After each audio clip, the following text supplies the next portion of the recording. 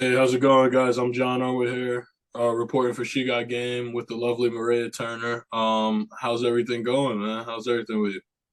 It's good. I just came off, a little bit of a Christmas break and went straight back to work once I got back. So it's been good. My life is pretty hectic, but it's really good. Yeah, I was about to say, just doing some reporting and stuff on you. You got it's definitely layered. You got a lot of different parts, a lot of moving parts about your life. So we're gonna peel it back layer by layer throughout this interview for people at home. Let's start out with this, where I read you were from California. I don't know what specific part. What part of California are you from? So I'm originally from Orange County, California. It's about 45 minutes outside of LA. If you're kind of looking at where LA is and where San Diego is, Orange County is smack dab in the middle. It's like 50 minutes from each way there. So, So I need to know: is the LA traffic really what they say it is? Is it? One, Okay, 100%. okay. Nothing ever be worse. It's the worst thing to ever get stuck in. Okay, I was about to say I thought New York. I'm on the East Coast, so I'm really close over here to New York. So New York traffic is nothing to play with, but I've heard LA traffic is no joke for sure. Oh, I can imagine definitely New York being crazy, but since they don't, well, at least in the city, I know that they just have cabs, so I know that the traffic can be crazy there. But yeah, to be stuck in LA traffic, it's pretty bad. It's not fun. Just 8 lanes or 6 lane, whatever it is, that just stand still. Yeah, I think there's a max of eight, and it's from the time you're a kid, you are trained. Even in Orange County, honestly, you are trained to not get on the freeway after 2:45 in the afternoon because that is when traffic starts, and it will stay like that until 7. 7 is when it officially will die down. Going back, Five you hours of just straight. Yeah, just that's crazy. just straight, and it's not like it's a consistent, like okay, we pause and then we kind of start moving maybe at like 20 miles an hour for like 3 minutes. No, you will move 20 miles an hour for 2.3 seconds and then it'll just keep going bumper to bumper. You don't want to be in it. You don't. Crazy, crazy. All right, well, noted, noted. Whenever I get out there, man, definitely don't hop on the highway. Try and take the streets if you can. 100%. Just a quick transition here. What age did you begin getting involved in sports in general? Like, not just reporting. Like, when did you begin even finding sports interesting? I have an older brother who is 8 years older than me. And believe it or not, he is much, much taller than me. I don't on camera or in my pictures. I think everybody says I look really tall. For everybody to know, I'm whopping 5'2", and my brother's 6'7". So as you can guess, my brother is a basketball player. Mm, And from since he's so much older than me, I watched him play basketball since the time I could talk, since the time I could walk. So I guess just being around that environment at a very young age, a sports environment, it just immediately always drew me in. And then I became my own personal athlete. Cheerleader dancer from the time I was 4 is when I took my first class. Specifically remember telling my mom that I wanted to wear a purple tutu, and and that's just where it all started. From there, at the age of 4, I embarked on my own journey of being an athlete. if you don't mind me asking, what's your brother name? Just so Uh, his name is Ryan, Ryan Mitchell.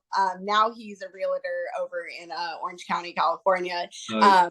But he didn't go on to become this big basketball star. No, he was like, yeah, I'm good. He wanted to start work and regular life.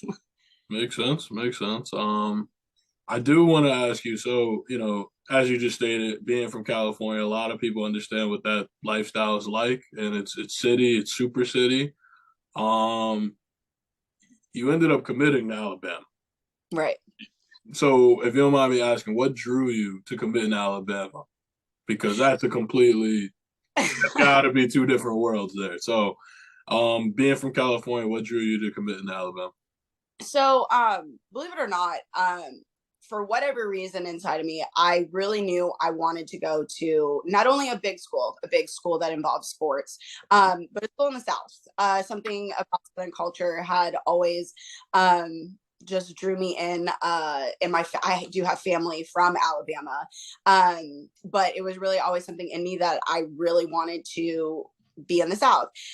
So when I was, I was a dancer, so I was trying to get dance scholarships. I wanted to cheer in college. And so Alabama was one of the schools that gave me a dance scholarship. I went out there, I auditioned. I was one of the 6 people that was able to get a scholarship. And it was really between them, LSU, Ooh.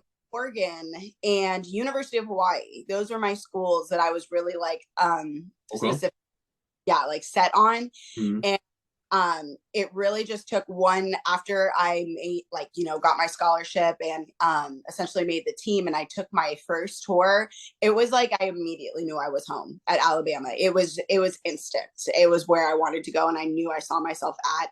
And so here's a really funny story about it. Okay. So, being from California, sometimes I feel like sports can, I think in the South, Mm-hmm. sports are like religion. You're born and raised in and everything like that.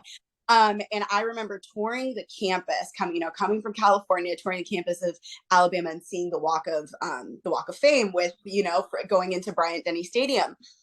And I remember, they were all talking about the football and the pride and everything. And I looked at my mom, I was like, Mom, I was like, I think that they're a really big football school. Like, so, like, I'm pretty sure this is actually like a school that like wins national championships. My mom's like, oh, really? Like, she's like, I mean, it's beautiful. And I was like, yeah, like, I think it's a really good school. I think this is good. Mm-hmm. It is so funny because who would have known, the adventure that I was about to embark on from there? It just it's so funny. Crazy. And during your time at Alabama, you definitely had ups and downs. I believe you were there. You had to be there, part of the Auburn game about the missed field goal. That's crazy. Yeah. Um, I was gonna say, so, and you also were there. So a good friend of mine, I ended up actually playing high school sports with him. Yeah. Minka Fitzpatrick, who's Yeah. like Alabama. Minka's Yeah. my guy, so like I always watched and tried to support Bama. You just went through like that. You guys won a bunch of national championships during that time. Um, Yes. so you were in a peak you were in a peak Bama stage. Highs, It lows. does. It was a pink Bama state, and I would have never in my million of years or ever thought that I would have witnessed what I witnessed. I did not even know what I was getting myself into. I was just, oh, the dance team, the Southern culture, and I think this is a good sports school. Just um, completely I just everything coming at you. exactly. I would have never guessed, what the adventures that were going to come with it and all the exciting things I got to witness from that. Unreal, unreal. Yeah. So specifically, right? Who or what inspired you to like join the Spirit Squad? Like when I mean that, just one exactly for people at home because I know it is. What exactly like are the functions and what do the Spirit Squad per se do? And then who or what inspired you to join the squad? Now are we talking like just in overall like going into high school or like when I want like why I wanted to be on the Spirit Squad at Bama? At Bama. Sorry, I should So I wouldn't say it was anybody that really inspired me. There wasn't like, a certain coach or a dancer that I really wanted to be like, on at Bama. It was really something what my values, what was important to me on what I wanted to do in college, and that was compete. I wanted to not only be a part of the sports culture, being a cheerleader, but I wanted to, we compete at nationals. And that was really, really important to me. I've always had a very competitive spirit about me. And not every college dance team competes. So that the fact that Alabama, LSU, the schools that I was choosing from, they all did compete, except for Oregon. but Oregon kind of just stepped in there. But there was Oregon also just has, you know, that sports field that I was kind of willing to be like, oh, maybe I don't need to compete, but obviously my heart knew exactly where I needed to be. But I wouldn't say it was anything that inspired me. It was really just a competitive culture that I needed to be what felt like the best school to give me the all-around best experience: football, basketball, gymnastics, baseball, you know, all of the sports, to be there and to compete and just really just feel like that athlete, you know. Yeah. No, that makes a lot of sense. I it's tough, man. It's tough because when you do have that competitive nature, it never leaves, right? It never leaves, no matter what level. Like, Mm-mm. although now you do a lot of silent reporting, you're reporting, it's still like you kind of got to find new ways to reinvent where the competitiveness is like being used and utilized and stuff like that. Correct? 100%. And I think, you know, after once you are done, you know, with your career in whatever sports you are, you know, you do channel and, you know, try and figure out things that, you know, can fill what, you know, what you're used to doing.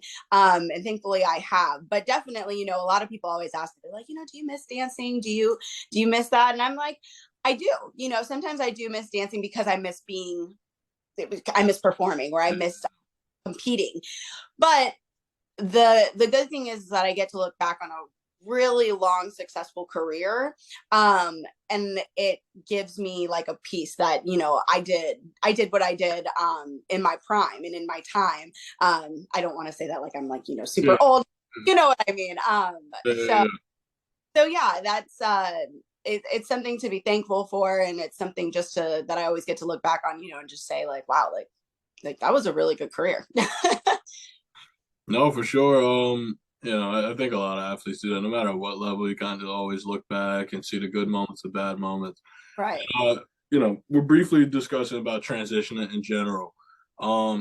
Coming from like and having that extensive cheerleading background, gymnast background, something like that, right?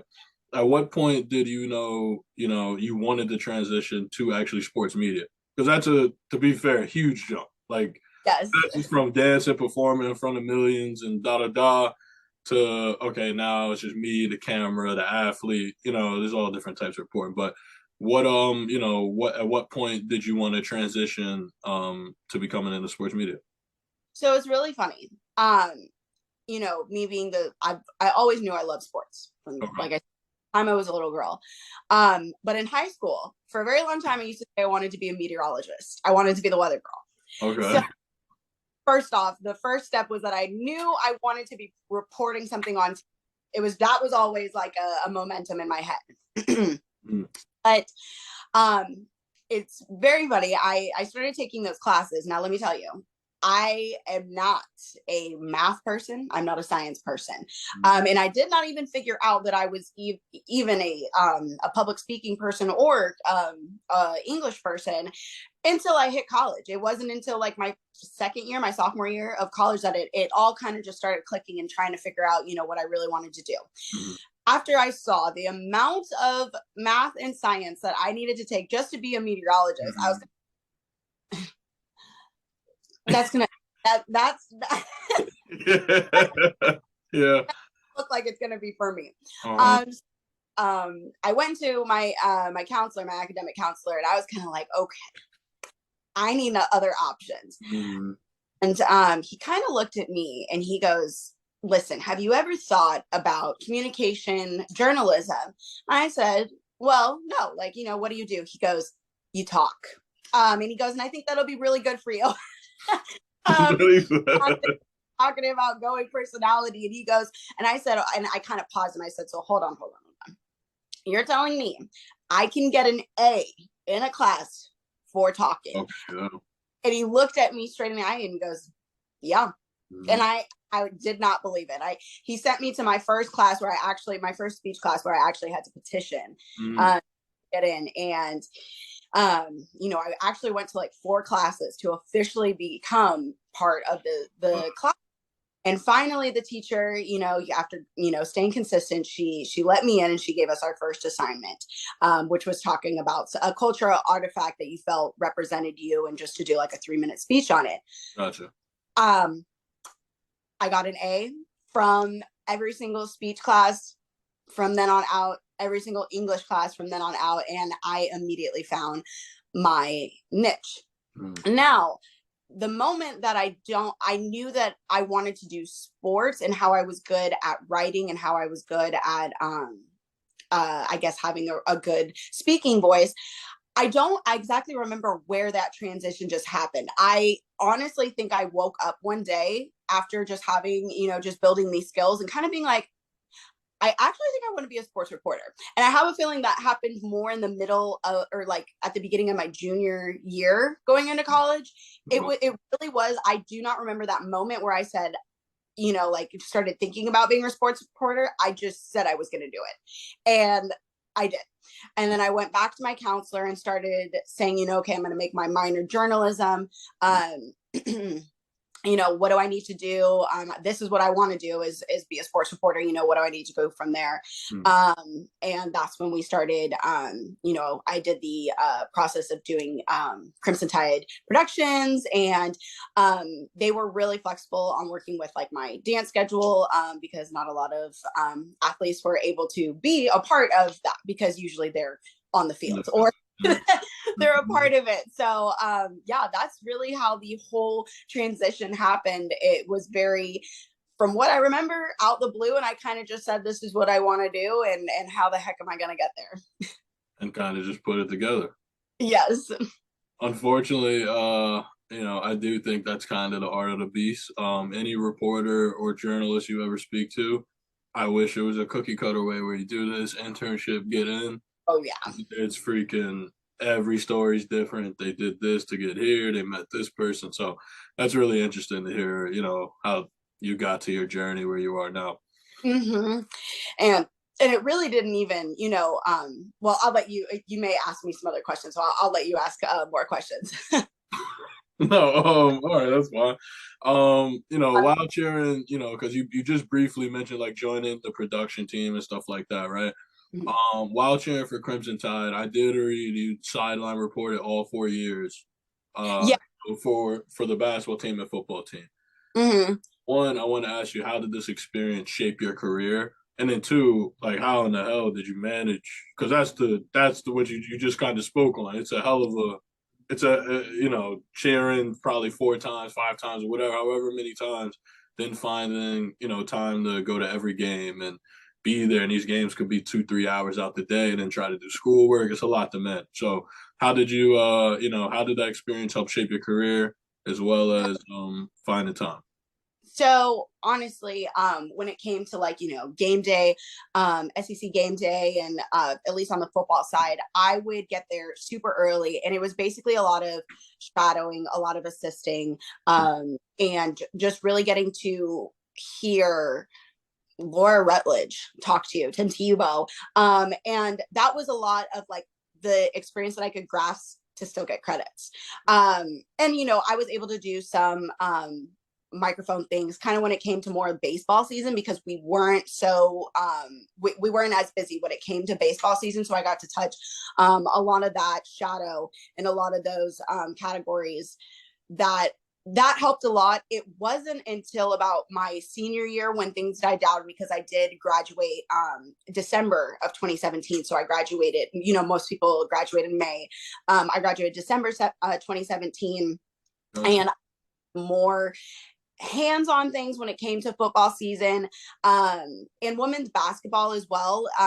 After I graduated, I was able to come back and just I will say I did a lot of free work, because which is fine. That's where you build a lot of your experience. But that is what really helped in shadowing. And that's what really helped me get my perspective. And like I said, they were very flexible with me, which I was so thankful for, because it's like you know what you want to do, but you didn't really know how to make it work. So they did. And I think that's just really how that transition just happened, is they were able to put me where I could, work with me when I can, make sure I went to class, and that was, half the battle. Did my homework, and we made it work. Yeah. No, that checks out, man. I find it inspiring, and a lot of people, that want to break into the industry don't understand how much free work and how much, shadowing and stuff like that to gain experience you're gonna have to indulge in. And what I mean, I do think that's a good opportunity for them to understand and learn, about the journey to get to where you need to get to. You know what I mean? Right. With that being said, many don't know, right? Many don't know how you broke into the industry is really like a lot of people have like a weird story. Hey, they knew this guy, who knew that guy, got him in. Your story is like far left, like it's super unorthodox, and so your initial break into at least professional sports, at least you were a dancer for 2 years, which is that's got to be experience when it's within itself, which is really cool. But you were a professional dancer for the Memphis Grizzlies in 2018, as well as the Pistons in 2019, correct? Right. Mm-hmm. I want to know, like how how did that even like that transition's got to be crazy. How did you end up transitioning and meeting the right people to even get in those circles to become a silent reporter?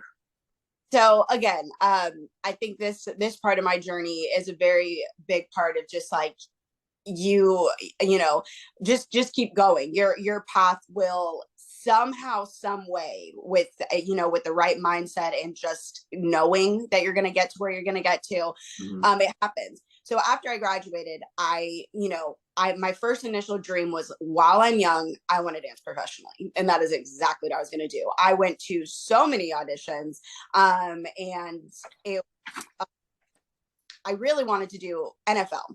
But Mm. NFL was not for me, apparently, because I went to about 3 auditions, Okay. and they have a shorter season. And well, because it's not as many basketball games, obviously, as like what you see. Mm. But NFL like wasn't for me. So I said, you know what, let me switch over to NBA and let's see what happens. I go to my first NBA audition, which was the Memphis Grizzlies, and like that, made it awesome, great. I moved to Memphis, and for the first year, I will say I put the wanting to be a reporter on the back end. I was like, let me complete this goal, this dream. And Focus. when I'm ready to get back into reporting, and I didn't know when that feeling was going to hit.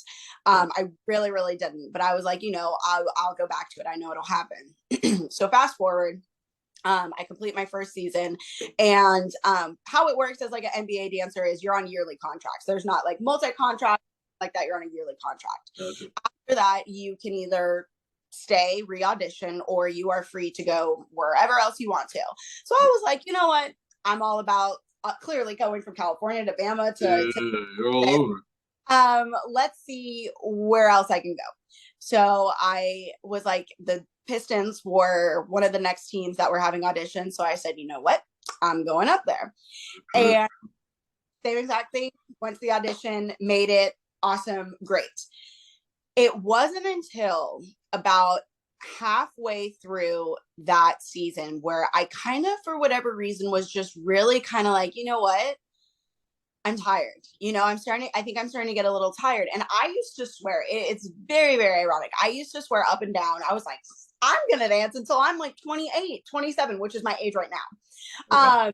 I was like, I don't even know when I'm going to dance. It took a year and a half of me being a professional dancer. And I said, I'm tired. Yeah, yeah, yeah. I was a little tired, and I think I really want to invest more on what I want to do in life. I was starting to kind of see, you start getting to an age at like 24 years old, 25, where you're kind of starting after you've been out of college Yeah. for a little bit. You're starting to see everybody else start having like careers and stuff like that. And don't get me wrong, I was living the dream.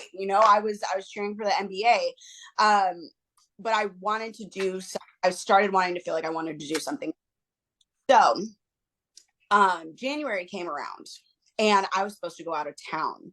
My coach had told me that they were doing this charity event with the head reporter, Mickey York, over at Fox Sports Detroit.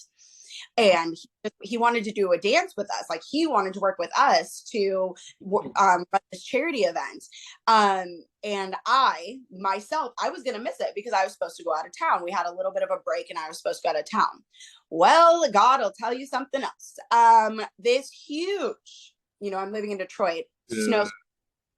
The day I'm leaving, this huge snowstorm blows through. All flights are canceled. You cannot get out. All of that. So I'm like, all right, well, I guess I can go to this community event. From the next day when we were working with him and learning this dance, he was goofy, he was hilarious. That was a moment, everything changed. My whole life changed. I sat with him. I was able, after we did the performance, it was about a week later, where we did this performance. We won the charity event, all good things. And he took everybody out to the restaurant to eat, to say thank you. So my coach was like, I know what you want to do. I know you want to be a reporter. You should sit down and talk to him. And thankfully I had a coach like that, who supports other dreams other than, just one. And so I did. I sat down with him. I said, hey, I don't have all the experience in the world. I unfortunately wasn't able to do a bunch of internships, but this is what I have. And this is what I really, really want to do. I just need one person to show me, but one big person to really show me the rope somewhere. And he said, all right. He said, come on over to Fox Sports Detroit. We'll let you, work on a segment and whatnot. Oh shit! They just Yeah. put you right in. Yes. Serious. That's really cool. I got to meet everybody. And as soon as I did, just even that one day of a segment and working with him, I had an interview about 2 weeks later to become a production assistant at Fox Sports Detroit. That's crazy. It really, really was. Again, kind of just that one moment, that would have never even happened if I had went out of town, if that snowstorm didn't blow through, but it was just kind of that light way path for it to be like, no, like, sorry, that can wait. You're going to go out of town, many, many times, but this is what you need to do. So yeah, that's what happened. I then became a production assistant for Fox Sports Detroit, and I was working with the Detroit Wings and the Tigers, the baseball team. And then COVID hit. Well. And COVID hit. I was only doing that a month and a half, 2 months. Okay. I'd really start the full journey, and then COVID hit. Strong, NBA shut down. Everybody got sent home. Fox Sports shut down for, at the time, you remember just hearing everything was going to be shut down for about 2 weeks. And so, I was like, okay, well, my hometown is in California. I guess I'm going to go back home. And then we all knew that, there was no going back from there. No, that checks out, man. That's crazy. It's just such a chain of events that like you can't prepare for. And I think in times like this where like you reminisce and look back, it's just like you couldn't have planned it, you couldn't have drew it up like that. Like that's just right place, right time. 100% right place, right time.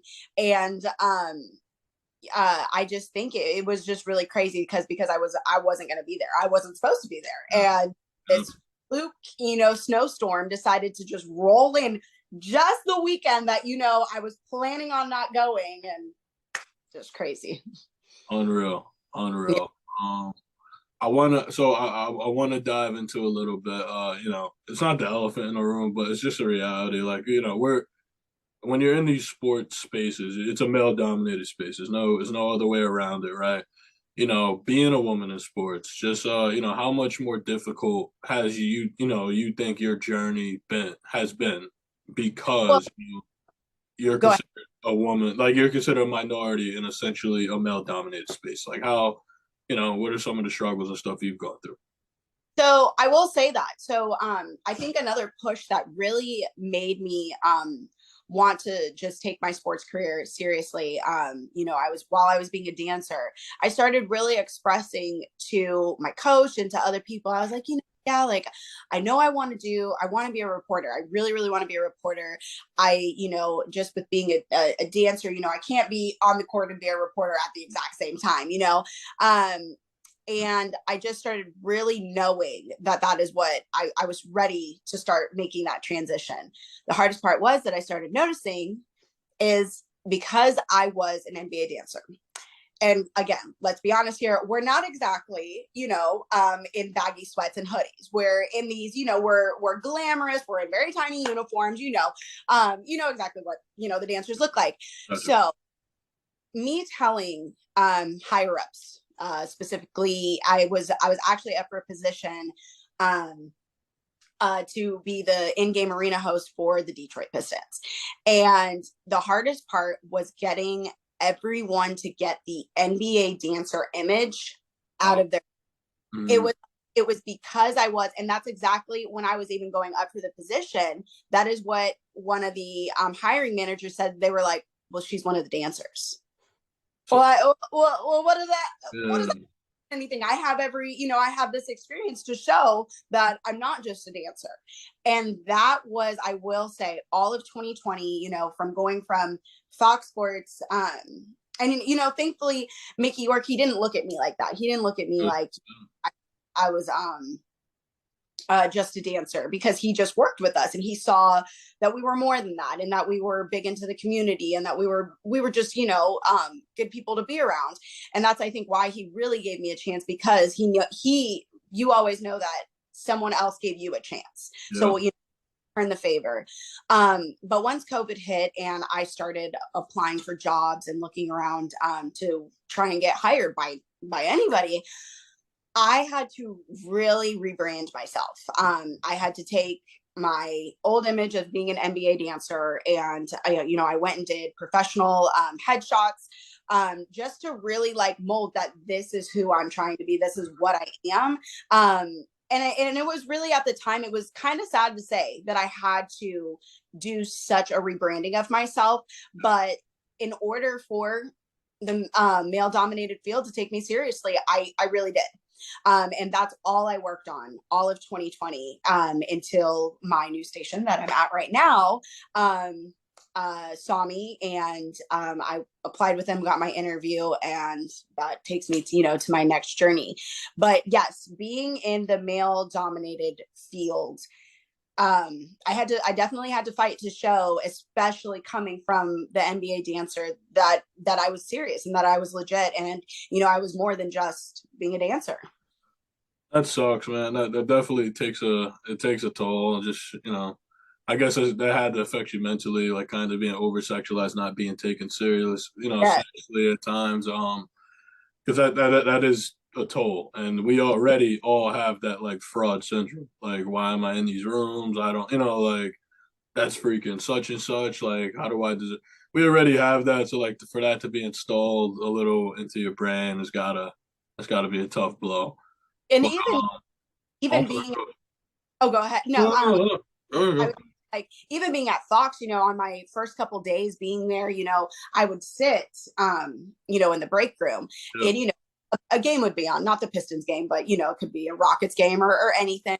I'd be like, oh, talking about the plays and stuff, and I would have two men sitting there, and they'd be kind of like looking at me, like, oh, do you like basketball? Like, do you watch? And I'm like, well, yeah, yeah.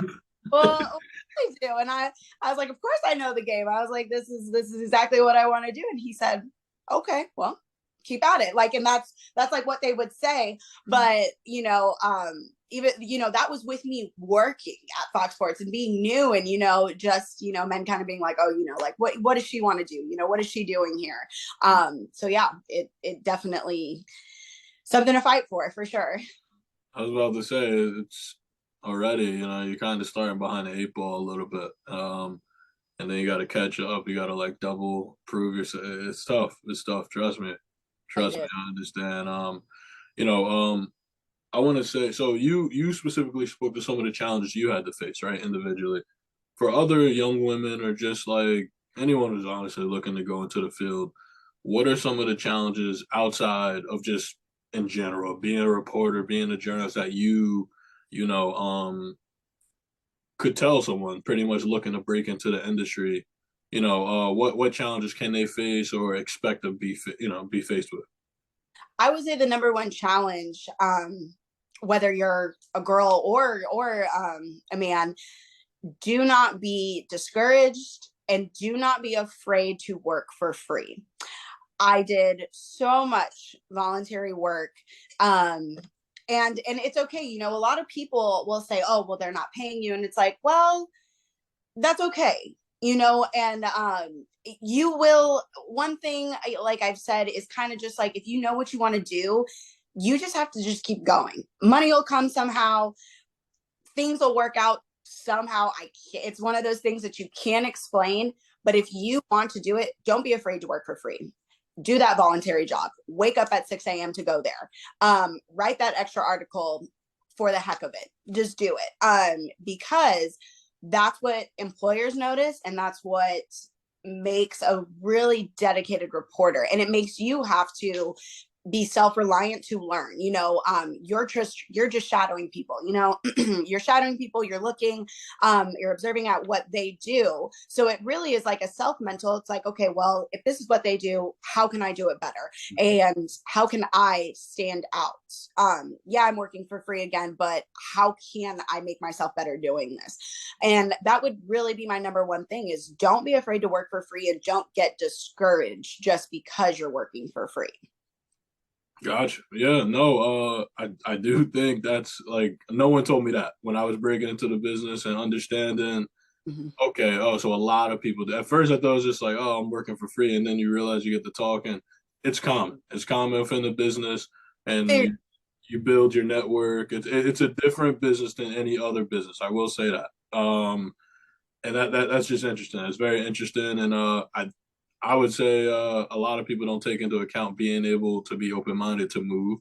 Like Yes. you're freaking jumping all over the country. Cali, Memphis, Detroit. You're currently based in Dallas, I believe. Yeah. You know what Yes. I mean? Like, so that's 3, 4 different, completely different demographics and types of places. So, um, Mhm. I that's one thing I consider, like, just be willing to move wherever you can. Yeah, and that you're 100% correct. I think I forget how willing I am to move, because I was, from college I moved, from to be an NBA dancer I moved, and then to be a reporter I moved. And I think, yeah, I just forget about the fact that you do have to be willing to move. And when I do get questions of people asking me, like, how do you live in all these different cities, and like what, like, you don't ever get lonely, or you don't ever get,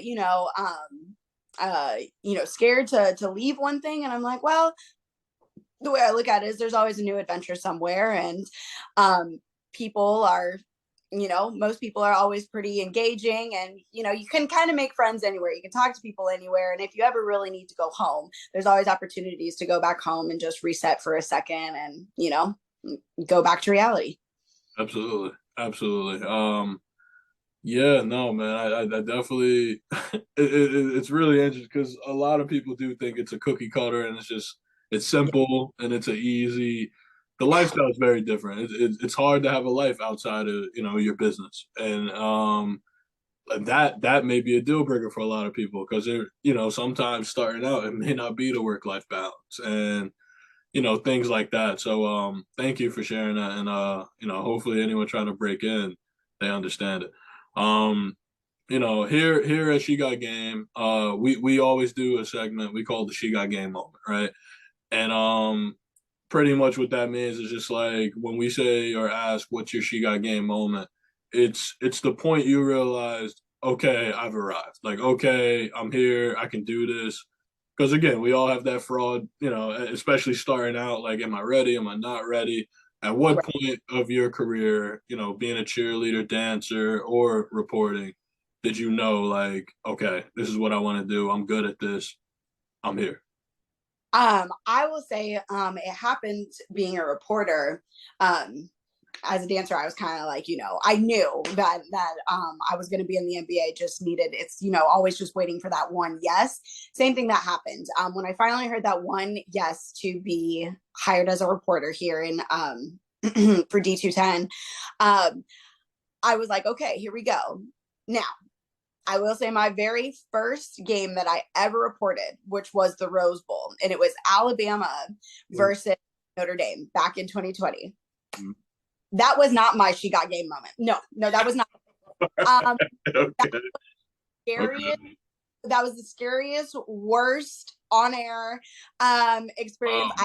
I ever could have had.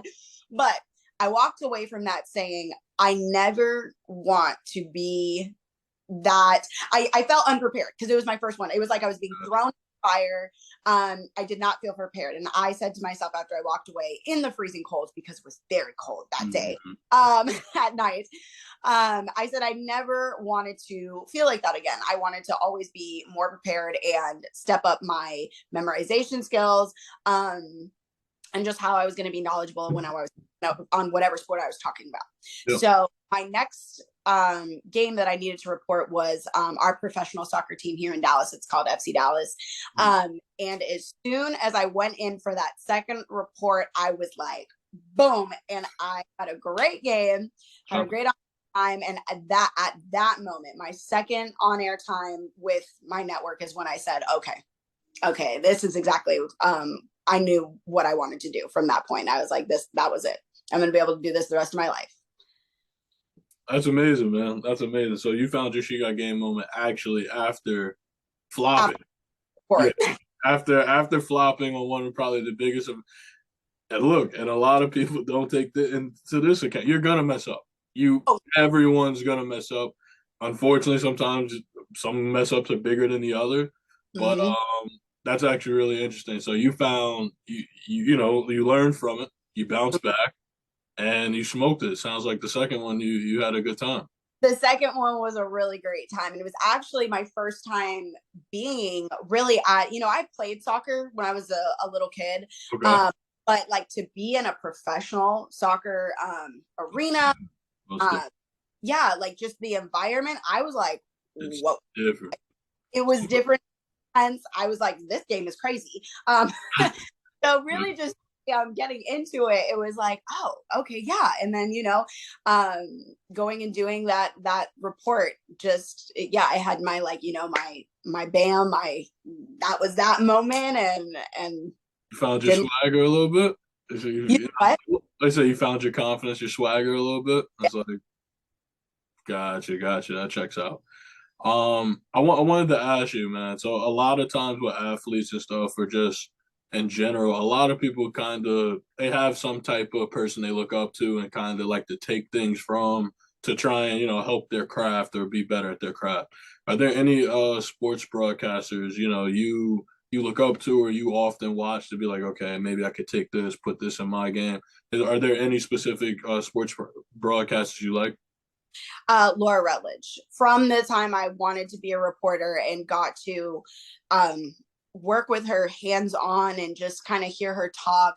And she kind of came from a glamorous field as well. She was Miss Florida, which again, when you kind of think of pageant girls, you think of them as kind of the community service, the pretty girl, the what do they do for everybody else, and to see her into her role as a reporter had always been very, very inspiring to me. And still to this day, I always watch her and I always just envy her poise and how she is and how well respected she is.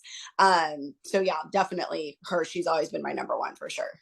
Laura, she's unreal. I've definitely been following her career for a while. She's down in Tampa, I think, for ESPN. She's their ESPN Tampa reporter for people at home. She definitely just had a little blemish with the Giovanni Bernard situation. That kind of went left. But other than that, it's not too many blemishes. She's really great at what she does, and that makes a lot of sense. So thank you for sharing that. And I kind of want to dive into the journalism side of things. Like a lot of people have seen your work and they understand you're a sideline reporter and broadcaster.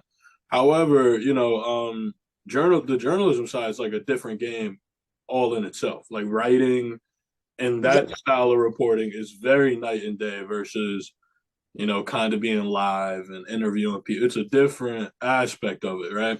And you're a very established writer as well, just as much as you are a broadcaster.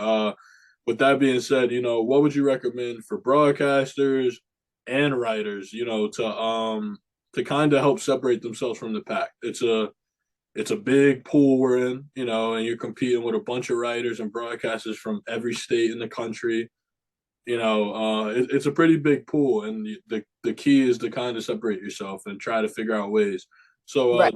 what would your advice be, or what would you recommend doing for young writers and broadcasters out there? Just So with what I do as far as breaking up storytelling, when I write an article, I don't try and make it so much of a story, but I do. Maybe my intro will have, it was a really exciting game as we witnessed history and so maybe open up with that, and then you say some stats and statistics, what happened, offense, defense. That's how I really try and break it up. And what I've also noticed as a writer, it's short paragraphs telling you what happened, really to the point, but really also engaging. Like I said, a little bit of that storytelling with a whole lot of stats and facts. And that's what I did have to learn, because I remember when I first started writing, I was doing a lot of more storytelling and kind of like, quotes of what the player said, more than, the facts of like, well, this, what happened, what were the statistics, the time that this happened, that type of deal. So you learn from that transition. And as you know, as being a reporter, you're kind of just, you do your interview, you can, if you want to say, a good intro on what was exciting about the game, you can, but it's pretty, interview, recap, that type of deal. So I guess, and I'm very flattered that you say that I'm a good writer, because even I sit next to writers in the press box. I talk to them, and I look at their work, and and I'm even just like, gosh, that is a good article.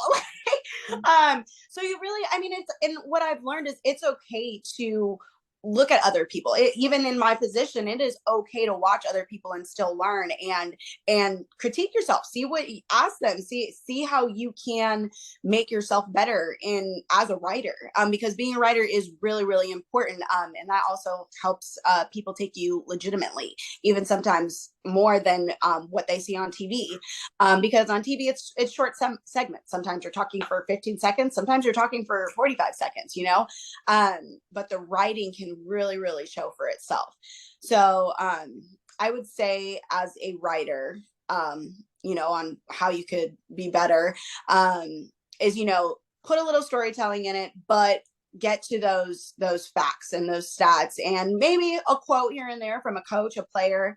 And don't be, like I said, don't be afraid to learn from someone else that can help you, someone else that can teach you a different way of saying things. Knowledge is everything, and I am still always learning day to day on just even the little things about a basketball, a football game, those type of things. Absolutely. I want to ask you, because a lot of writers, like especially established writers, the key I find, as a young writer myself, I don't think I'm bad by any means. However, the hardest part is finding your voice, right? Like, so instead of, like when you write, like you just said, you could put stats, quotes, but it's real black and white, bland, doesn't really have any sauce. And that's some of the hardest parts of writing, is trying to find your individual voice. Like when you write, you're Maria Turner, right? And it's like, that's not anyone else, right? It's you, but you have to find your voice. How have you found your voice, or, how have you honed in your style of writing? I think I have found my voice. I don't think it's perfect. I think I always still have room for improvement. But as far as how I like to start off articles, it is a little bit of storytelling, or maybe even switching up, putting like, what happened in the game first, and then maybe doing a little bit of storytelling in the middle, mixing in some stats and whatnot in there, and what was maybe, um, maybe a negative of the game, a positive of the game, something like that. But for the most part, a lot of people, I think, can tell what my writing is, how my style is, and I do like to put a little bit of storytelling in there. Great. Okay. So that's for people at home, that's a skill. That's a skill. You Yeah, definitely You gotta you gotta write a lot. You gotta learn how to make yourself interested. I guess that's the best way. I mean, because everyone could write Luka Doncic has 60 points, 21 blah blah blah, and then a quote. It's a lot of people that could do that. You kind of gotta find the specifics of yourself and throw Right. in a little bit of that. So that makes sense. That checks out. Based upon your portfolio and stuff, you've done several articles based on the Dallas Mavericks as well as like college teams in that Texas area. I've seen articles for you from TCU, a bunch of different Dallas squads, right? Yeah. With that being said, they're all different articles. Though. There's been profiles, there's been game previews, there's been recaps. If you Right. don't mind, for the audience at home, understanding those different articles, there's different approaches to each of them. Mm-hmm. And if you can explain a little, can you describe the small differences on how you approach each? If it's like a game recap versus a feature versus a game profile, whatever. What are the small like? How do you approach them differently? I would say it honestly, it's kind of how the game goes. That's how I would say is how I would base my article. Some games, as we all know, they're not every game is exciting, not every game is bad. Some games are kind of just plain Jane and boring, nothing fun. And some of my articles really are just this is what happened, this quote came in there, and this is who won, type of deal. But if it's an exciting game, I definitely think I throw in a lot of more storytelling on that one. And just a really bad game on maybe on the team that I'm reporting, if the Mavs had the team that they played had or blew them out, and it's kind of more, I think, more of a serious tone. And I'll kind of say some things along the lines, offense just didn't have any offensive chemistry, they couldn't get it together. Those things is what, on how the game goes, is kind of how I base my writing off of. And obviously if the team that I'm talking about got blown out by the other team, I'm not exactly going to be like, well, it was a great game here at American Center, because it definitely wasn't a great game, and when that happened. So I think I switched my tones just based off of how the game goes. And then some things, if I get to attend special events, like recently I was just at the XFL quarterback camp. That's not anything. There is no trajectory to how that game was going to go. That's just a camp. So I just, that one, you do throw a little bit more storytelling in, and you do throw in those quotes and maybe just some stats about that quarterback, where he came from in college, what he's done since then, and what does he plan to do for the future of the organization. So those are, you kind of just base your storytelling and your article off of kind of, what happens. That checks out. That checks out. I know you at the American Airlines. You just not only did you have just two legendary nights, Dirk just got put up there, which is crazy. That statue looks insane. And then Yeah.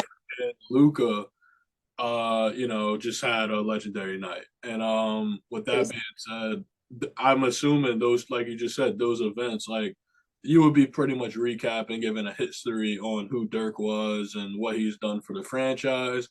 100%. More like a profile, honestly, versus Luka. That's like a game recap, that's storytelling. It's Right. a lot of things. So it just depends. I see what you're saying. Depends on the event and the things around surrounding it. Correct? Yeah, it's like just like you said, when with Luka's legendary night 2 days ago, that was just like I even my game recap, you could just tell I was really winging it, because it was just kind of like, I can't even believe what I witnessed. And there wasn't too much you had to say about it. It was just the man-made history. And you go in with some quotes and you say a few things off of that. But like you said, but with the Dirk statue, you would say the history behind it, and you would say why he was such a inspirational person, and why they decided to do that statue. You know what I mean? Yeah. No. That checks out. Just for the people at home, because like it's really little details and nuances like that that just kind of helps you separate from someone else. You know what I mean? Yeah. Um, with that being said, we discussed a little bit of your broadcasting as well as your your journalism experience. My question to you is, which do you prefer and which do you have more fun doing? I don't want to get you in trouble here, but Oh, you're okay. Like, do I like writing more than I like the speaking, broadcasting? yeah, Oh no, 100% I love doing the live broadcasting. broadcasting. When I when I come back home and do my articles, I'm like, okay, it's time to go do an article. um, but as I'm writing though, I will say though, it's kind of like I have to be drawn in to like get started. You know, your brain has to start working to after you just came off of a game and talking about it, you have to go back and write. And what but once you really get like drawn into like remembering how everything went in the game, it definitely starts getting easier and you can start putting in those storytelling, you know, all those skills start coming, but it's the starting process. I think that's Yeah. everybody's kind of like reading a book, you know, when a book first starts, you know, it's kind of like, you know, where's the hook to get you going. Same thing as with writing. I definitely need like that hook of like a memory that happened or what I really want to talk about to get me to start going. Gotcha. That makes sense. One gets you out of bed much faster than that makes sense. I get you. I was gonna say, so from an artist standpoint, right?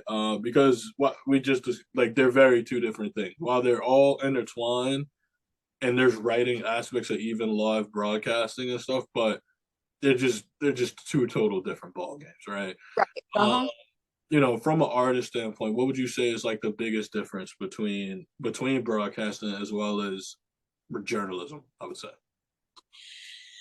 Uh, well, journalism there's a lot to it because it's mostly going on paper.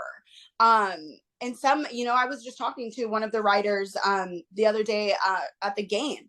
There's there's some pieces that he would say he worked for Dallas News, and there, you know, there's some pieces that he would say he's like I would spend months on one piece and it would get, you know, 5,000 reads, but then I'd spend an hour on a piece about the Mavs basketball and it would get 55,000 reads because it's short, sweet, and to the point. And he's like, and it's just so crazy how journalism can be like that because, you know, you can spend hours interviewing somebody, pulling out all those different details and really like working to see how it can really become one masterpiece of an article. um but then when you talk about, you know, just one thing and, you know, and it was basically an interview um of on a person or a game and that can just get the most reads. So i I basically would say like journalism, it can have a lot of complexity to it, especially because it's going on paper versus like when you are a broadcaster, it's interviewing, but it's short segments of interviewing, if you know what I mean. It's asking one or two questions, really getting a feel. And reporters where I really like to know what's going on in that coach's head, the player's head. How are they feeling? You know, like with Luka, did he actually think he was going to make that shot? You know, that fluke shot. Did you actually think it was going to go in? That's a me question. I want to know what's going on inside of your head. So I think that, and that's a short segment. And, you know, his answer would be like, you know, his answer was, he goes, oh, I thought I tied the game, or he goes, I thought we won the game, but then I looked up at the shot clock and saw there was 1 second left, and he goes, oh, I only tied it, you know, and that's a 15-second sentence that you would say on air, Yeah. but when you write it on paper, there's definitely more density, more, you have to make it longer, more in depth. So journalism, more it's more complex, and then whereas broadcasting, just, you know, a sentence or two coming out and really just getting straight to the point. I definitely feel even from just like a bunch of interviews and stuff I've done, it Yeah. definitely feels broadcasting is a lot more personable. It's a lot more quick hitting. It's a lot more fast, and I definitely feel it's a lot more personable versus writing. I do think it's like you can't leave any detail out, or like, you know, the writing will suffer and stuff like that.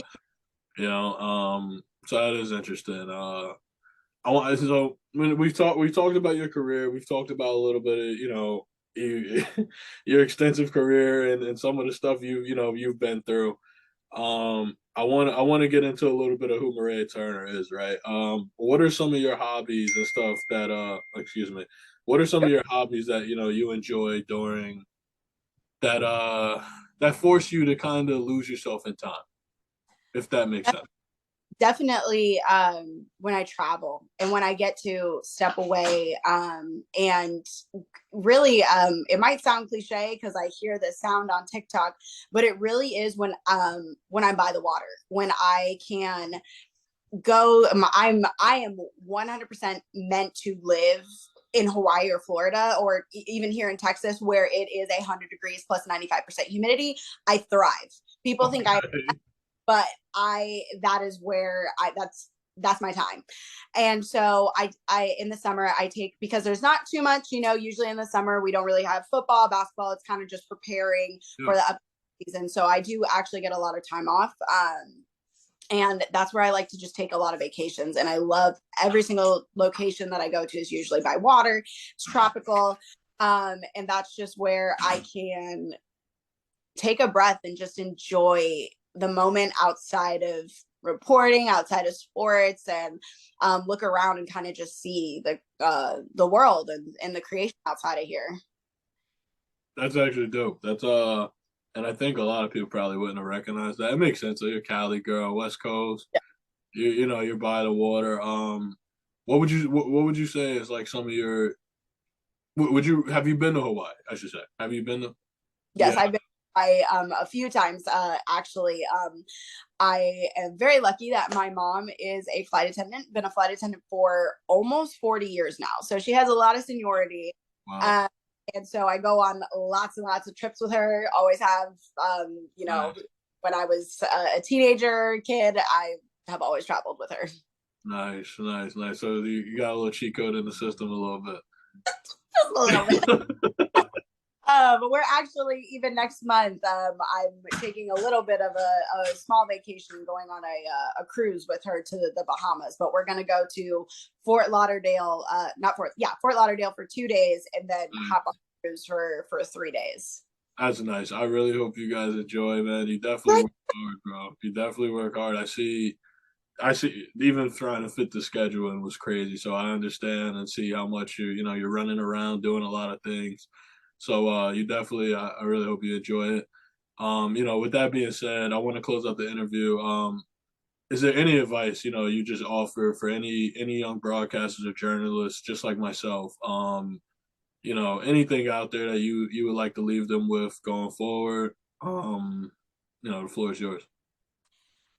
I would say for anybody that really just has a dream, no matter what that dream is, if you want to be a reporter, if you want to be the best accountant possible, um, don't give up.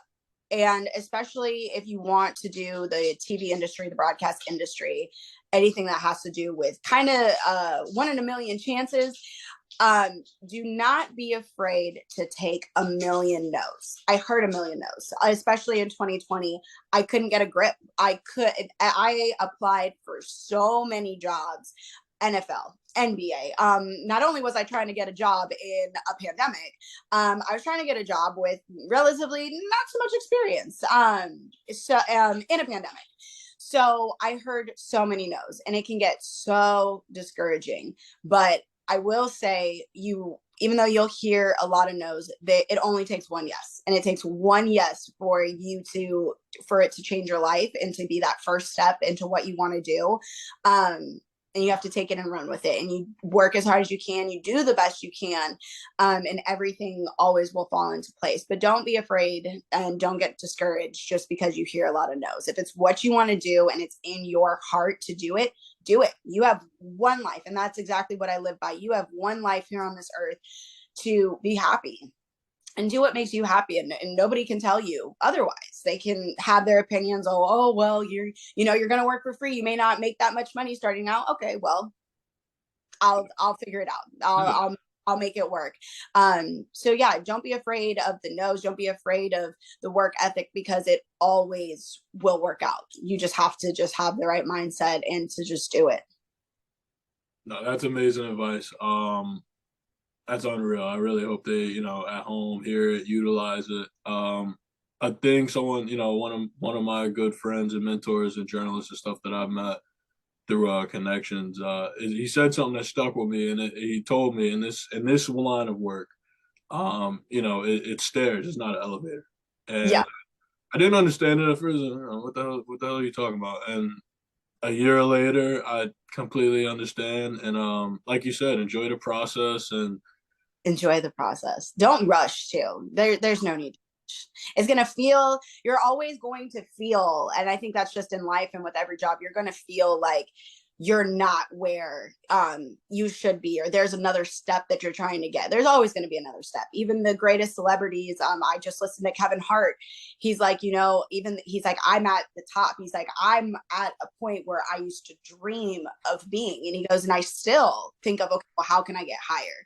So I think it's just it's inevitable to know that there's always going to be another step on where you want to go, but it's always just being happy and in where you are at the moment, and don't compare yourself. I even have a hard time yeah, doing that and comparing myself. Oh, well, you know, I've been at this for this long and I feel like I should be here, but there's so much beauty in the process and so many experiences and events on a daily basis that, you know, you're in that moment because here right now, because if you think wherever you think you were, you actually wouldn't be doing that, you know.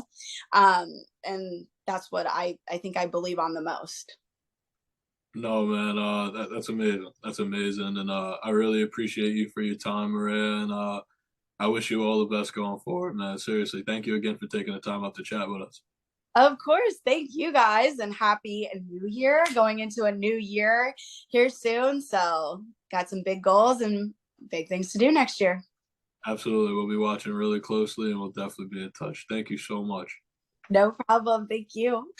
Sweet.